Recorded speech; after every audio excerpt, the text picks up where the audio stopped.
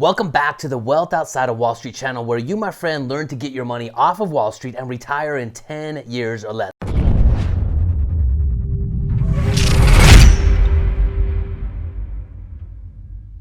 Now, my friends, today I have the secret for you, the secret elixir that you didn't know was actually necessary to you achieving financial freedom. So here's what I want you to consider as we get going on this topic of conversation. What is the single word, the one word that actually defines financial freedom? So think about it. If you were to boil down the concept of financial freedom into one word, what would it be? If you're like most people, the word might be investing, it might be rate of return, it might be cash flow. And listen, while all of those words describe different attributes of financial freedom, they don't fully encapsulate the concept of financial freedom. So let's take a moment and let's define what financial freedom actually means. First, financial freedom is measured with cash flow. When your cash flow exceeds your expenses, you are essentially financially free. Second, financial freedom is experienced with time. And this is where most people get it wrong. If you're working for your income or cash flow, then you're not really financially free. You're trading your time for dollars, for cash flow. In a job, you make money to exceed your living standards. So the second component of financial freedom needs to be time. Income that comes from assets that don't require your time or your involvement, right? Now listen, this is where most people stop their analysis of financial freedom. And this is why most people will fail to ever actually achieve the coveted goal of being completely financially free and owning and controlling their time. In order to find the one word that defines financial freedom, we need to go back to the equation that measures financial freedom. Right here we have cash flow exceeding your expenses. In order to be financially free, yes, you need cash flow coming in from assets that do not require your time, your effort, or your energy. But my friends, you also need to know, just as important as your income are the expenses that your cash flow has to offset. Therefore, the key word to financial freedom is actually enough. Listen, my friends, this single word has almost been completely forgotten about in our modern consumer-driven culture. Everywhere you turn, there is an enticing advertisement prompting you to spend more money on this, or sometimes promises you to bring happiness if you just buy this next thing. But usually, the exact opposite effect happens. You buy something, and then you realize that it didn't give you the happiness that you wanted, and so you go on trading more time for more dollars to spend on more things and getting further and further entrapped in the rat race. With technology, you can shop and spend money right from the palm of your hand. You can literally click a button and spend your hard-earned money on anything you want today. And I want you to consider this. If there's an endless amount of things that you can buy, then on the very same token, there's an endless amount of money that you could actually spend, which means you can never actually become financially free. As your expenses increase, you've got to keep up with everything, increasing your cash flow from your assets to be able to maintain financial freedom. So the question that you have to ask yourself is this: what do I want my money to do? Not just in general, but what do I want my money to do for me? This is a powerful question because it allows you to consider what you really want and to start to align your spending with your true goals, desires, and overall value. The reality is you can have anything you want, but not everything you want. You must get very clear on exactly what you want and why you want it, and then design your financial plan that produces the cash flow necessary to do that at the exclusion of everything else. In cash flow tactics, we call this stage of your financial plan financial vitality. The word vitality refers to a state of being full of life, energy, and enthusiasm. It often describes a condition of robust health, vigor, and liveliness. When someone has vitality, they are generally energetic, vibrant, and exude a sense of vitality in their physical and mental well-being. Financial vitality, then, is the gateway to freedom. It's a place of power and alignment where you have achieved financial well-being built on a foundation of financial security. This state also allows you for more options, more freedom, more flexibility, and more peace of mind. Financial vitality is literally defined by contentment. The key to financial vitality is awareness. It's aligning your money with what you value very most in life.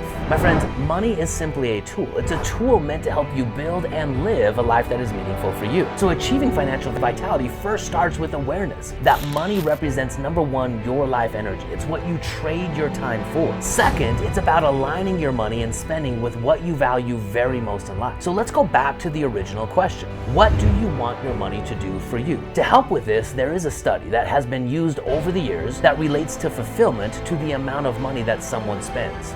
you'll notice that this curve is shaped like an arch. As you progress up the curve, the very first point of the arch that you arrive at is survival. So you have to have enough money coming into your life from either your active income or preferably your assets that will give you a comfortable level of survival. Your food, your shelter, your security. The second point on this arch indicates comforts. Above your survival, what are the things that give you a comfortable lifestyle? The car that you drive, the neighborhood that you live in, the way you travel. Think about the money that you want coming in to give you the appropriate level of comfort for you. And the third point on this arch indicates luxuries. What are the things that you want your money to do for you that go above survival, that go above comforts, and that give you the ability to enjoy some of the luxuries of life? And that can be anything from the clothes you wear, to the vacations that you take, to the way you travel. But if you go past the top point on this arch, you start declining in the relationship of the money that you spend to the fulfillment that you achieve. This is the point of overconsumption, and this is where most people find themselves stuck in the rat race. They consume, they consume, they consume, and they consume. They don't know what brings them happiness and fulfillment. They haven't aligned their spending with their values, and they never have quite enough. So the key, my friends, to knowing what you want to spend your money on is being able to define what enough is for you. And this is a very unique definition that is aligned with your personal values and desires. Now, listen, there used to be some studies done that have been used over and over and over again saying that the very peak point on this curve was $80,000. Someone who is at the peak of enoughness in their life only needed to have an income of $80,000.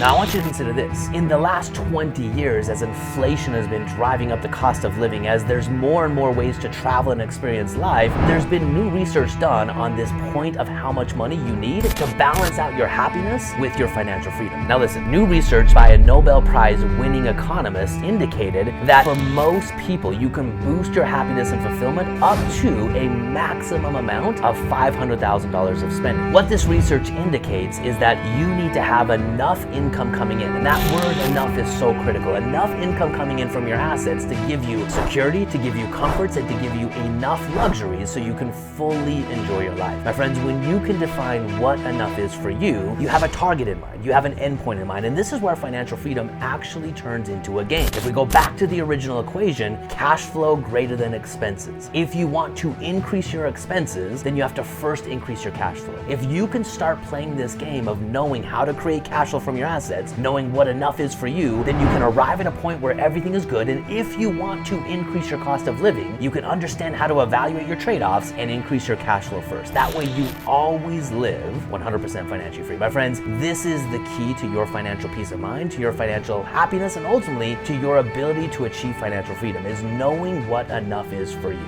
Now, I hope you enjoyed this video, and I hope it gave you a sense of perspective on how to actually achieve financial freedom. It's the one thing that financial planners usually miss. They want to talk about rates of return and where to park your money. All of those things are important, but until you know what you want your money to do for you, none of it is actually relevant. So my friends, if you like this video, take a moment, drop some comments below. Let me know what enough actually means for you. I'd love to engage in that conversation because over the years, my wife and myself, we've had the opportunity of sitting down and defining enough for us over and over and over again. This allows us to constantly prioritize our spending, our investing, and the lifestyle that we want to live. My friends, join me on the next video where we'll continue the conversation of mastering your money, pulling your money off of Wall Street, and taking full control over your life and ultimately your spending.